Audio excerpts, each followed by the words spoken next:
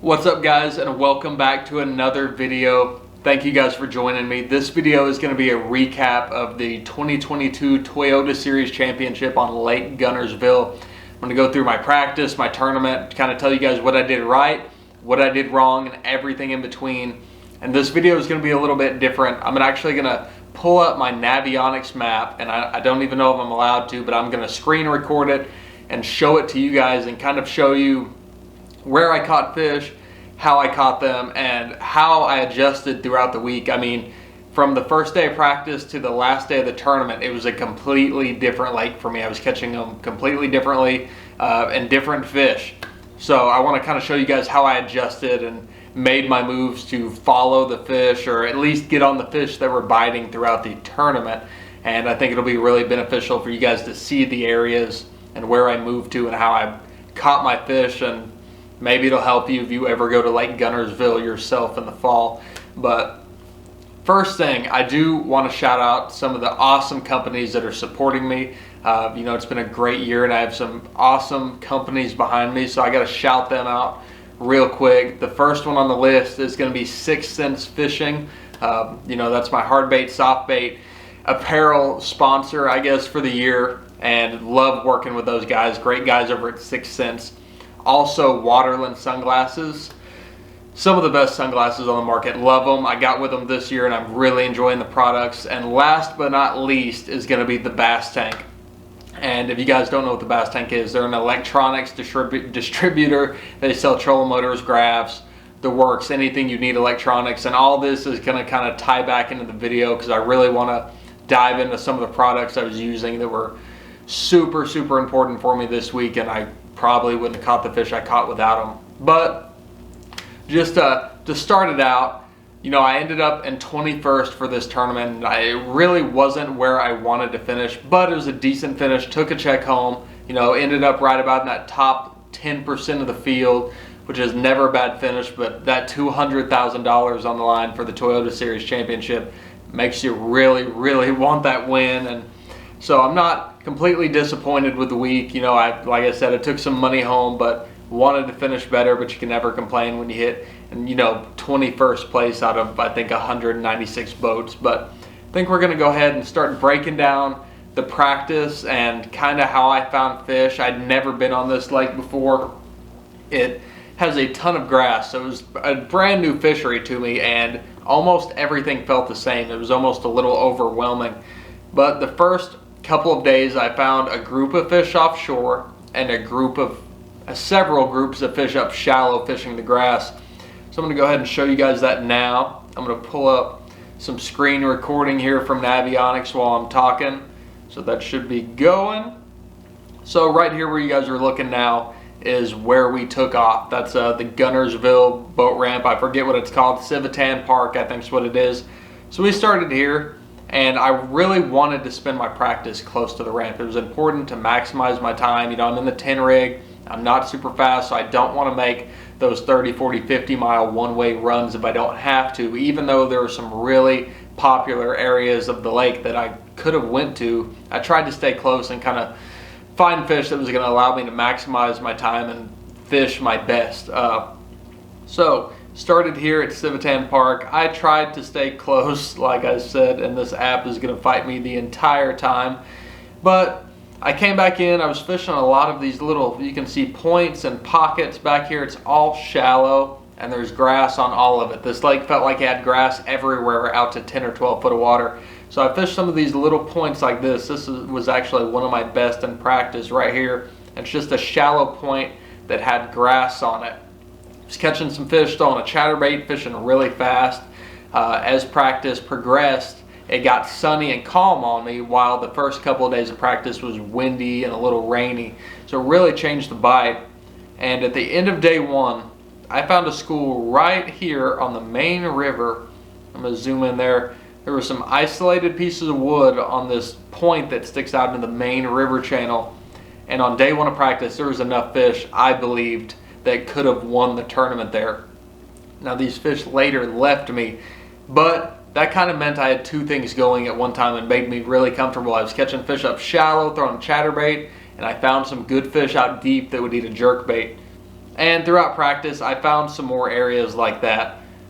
I mean, you guys can see the vast amount of little points and humps and things that had grass on them. And they were all holding fish, and the fish were active when we had that wind and rain.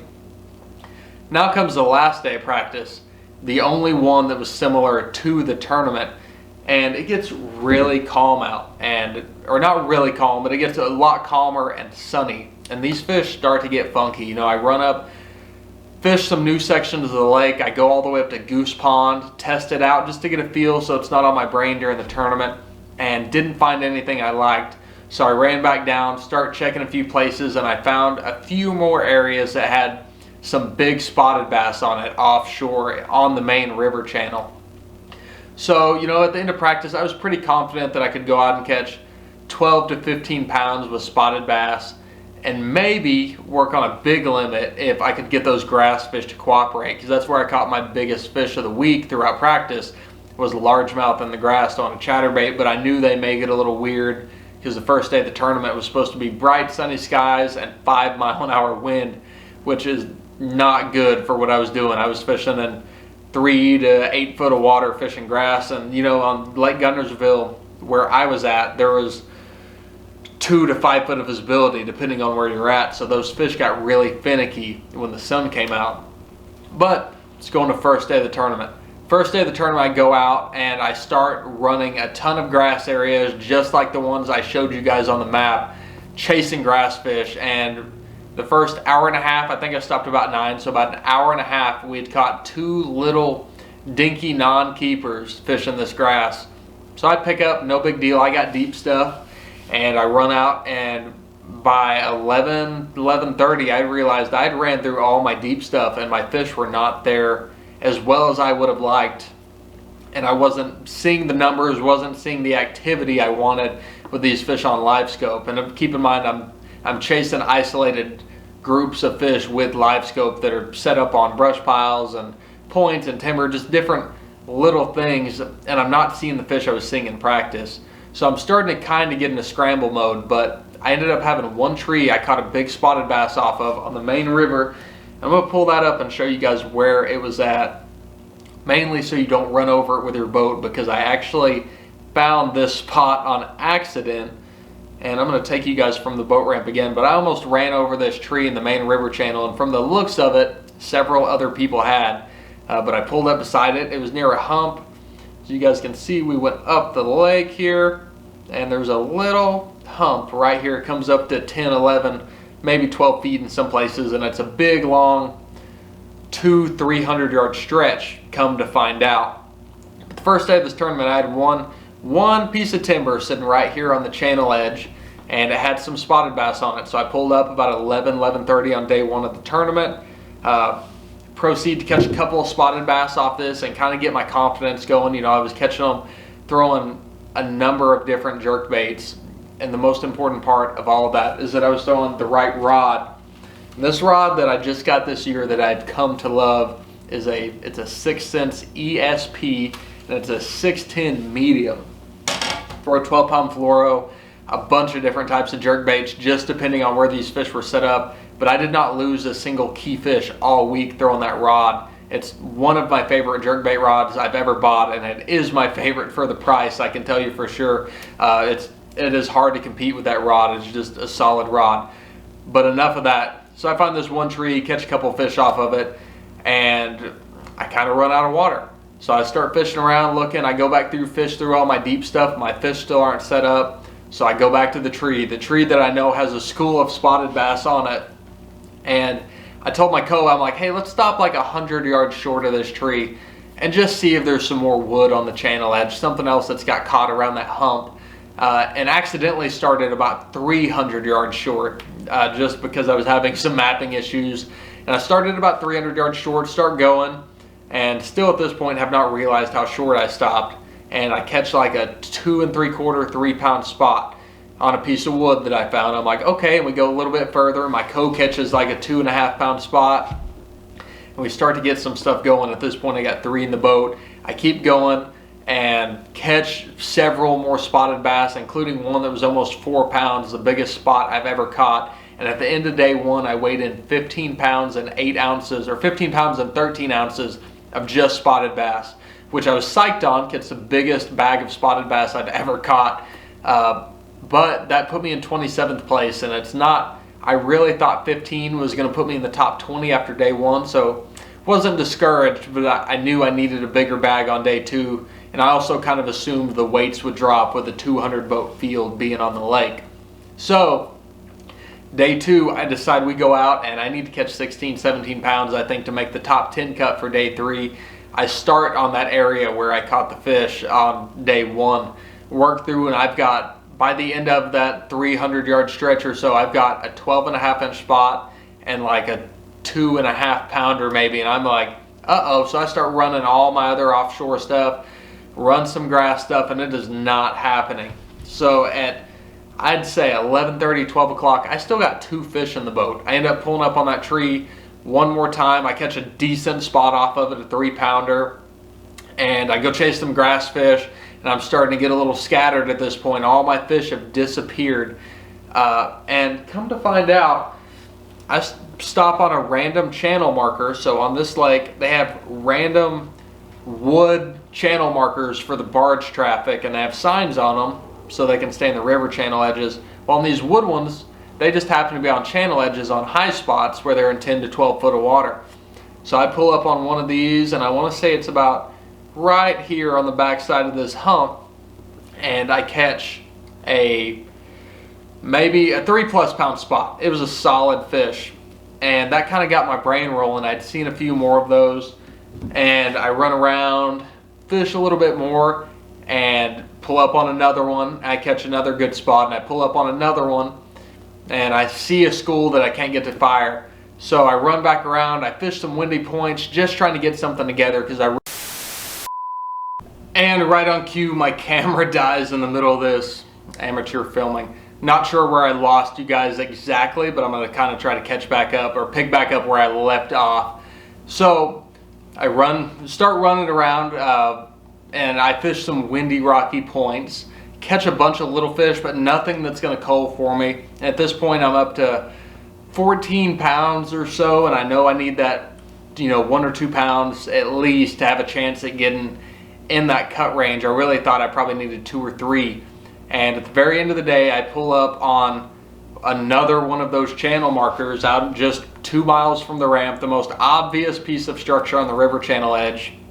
And there's a school of like 15 spots. And I have 3 minutes to fish at this point when I pull up. And I pull up, I make 1 cast, and I boat 3.25, 3.5 pound fish, which was a major upgrade. It probably made, or not a major, but half a pound or so, and I take off to the ramp and go back and weigh in and finish out day 2 in 21st place. I think I had 14 pounds 8 ounces on the second day, and that's how my week went. I mean, it was up and down. My fish left me all week, from every day of practice all the way through the tournament. It did not fail. Lake Guntersville made me work for it, and I think that was part of why I did well, is that I was able to have that light switch go off quick enough up in my head that my fish that I had are not playing, and I need to readjust and go fishing. And so by doing that throughout the week and practice and then up into the tournament, the consistency was what put me up and towards the 21st place in the tournament.